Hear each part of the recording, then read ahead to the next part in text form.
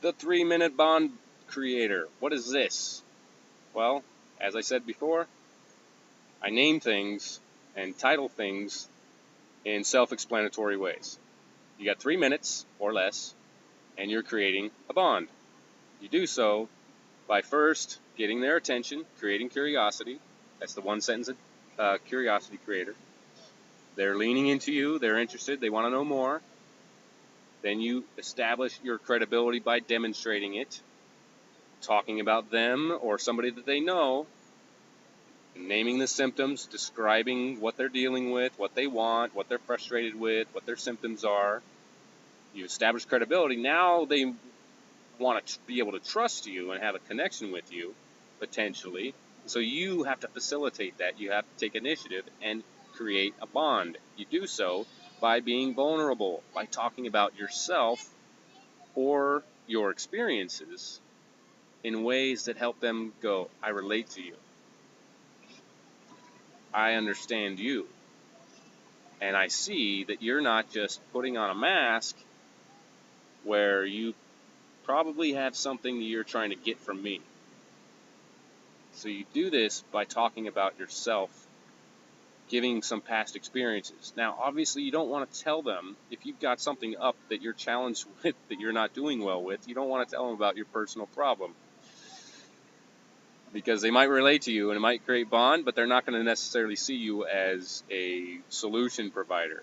So you want to talk about yourself in the past, with something that you overcame, something you achieved, a problem you solved, or experience you have with solving certain problems or achieving goals.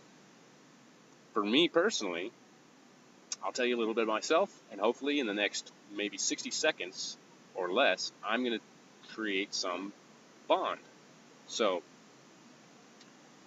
when I was a kid, I was tuned in, turned on, and awake, and I knew I was here to do kind of big things, helping people advance and excel in their lives. Now, would I have described it that way when I was a kid? No.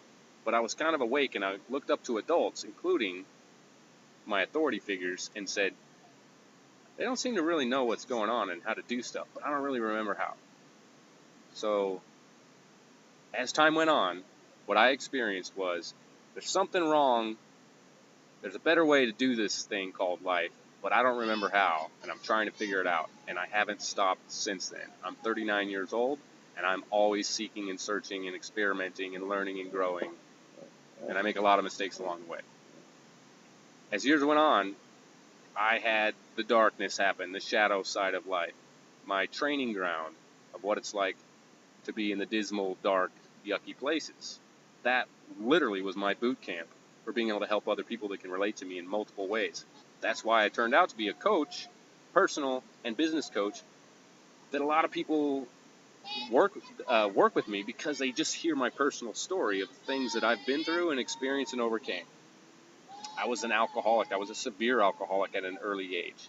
I'm highly introverted. I used to be so shy. I was the epitome of shy, quiet, insecure, low self-confidence kind of kid and adult into my 20s.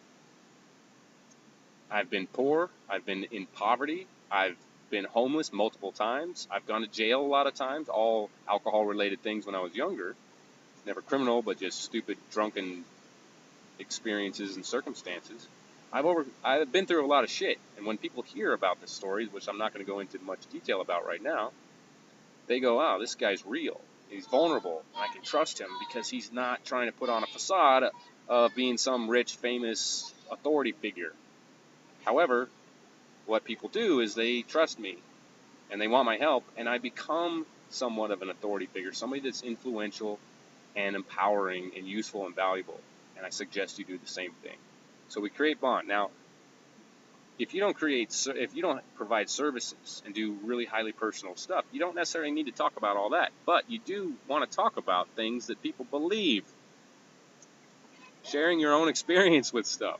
Life is complicated. Life is difficult for everybody. We all have problems. No matter what level of success and happiness we're at, we all still have problems and stuff. So we got to be able to relate to that. Share your own experience. Be vulnerable. This is the time to be in the spotlight. The rest of the time, in your conversion conversation, which I'm going to be sharing about in another video and videos, is to keep them in the spotlight. But you've got to build rapport, build a bond.